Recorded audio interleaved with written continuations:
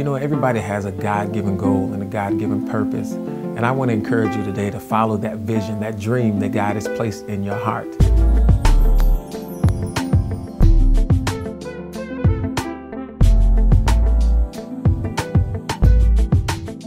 But I also want to give you some safeguards that can cause you to lose sight of your God-given goals.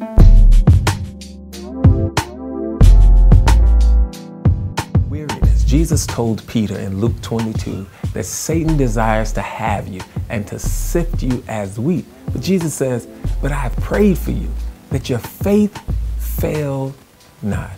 You know, we all have to overcome the failed faith syndrome. You know, it's easy to get into our promises and try to move forward in what God has told us. And when we don't see the fruit in what we think is the time that it should be there, we begin to lose faith. I mean, even in the book of Mark, when Jesus tells the disciples that we're going to the other side of the sea and the storm begins to come, at the end of that, even though Jesus declares peace over the storm and the raging winds, what he says to them is, where is your faith?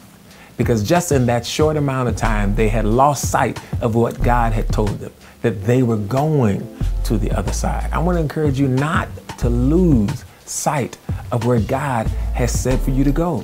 And know that if he said for you to go there, he's going to go there with you. And it may not happen in your time, but it will happen in God's perfect time.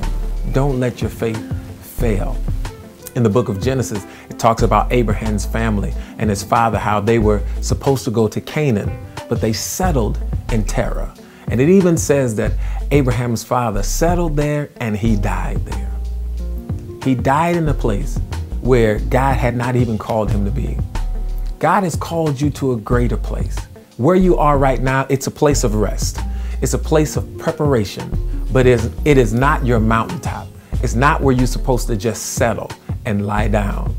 No, God has called you to a greater place. And I want to encourage you to get to that place. When we settle, we become seduced by the comfort and our full potential is never realized. You know, God, you know what God has promised you. You know that place that God has called you to go. And it's not always going to be comfortable. Sometimes there's going to be conflict. And sometimes conflict is good because it keeps you on your toes. It keeps you guessing what's going to happen next. And it keeps you wondering, how is God going to move in this next situation? So don't get comfortable. Don't just settle in a place.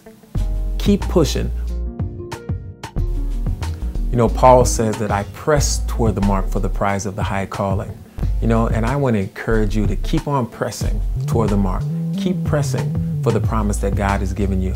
No, it's not always going to be easy, but you know what? God is always faithful. So keep pressing and keep climbing. And thank you once again for checking out this Word for the Week.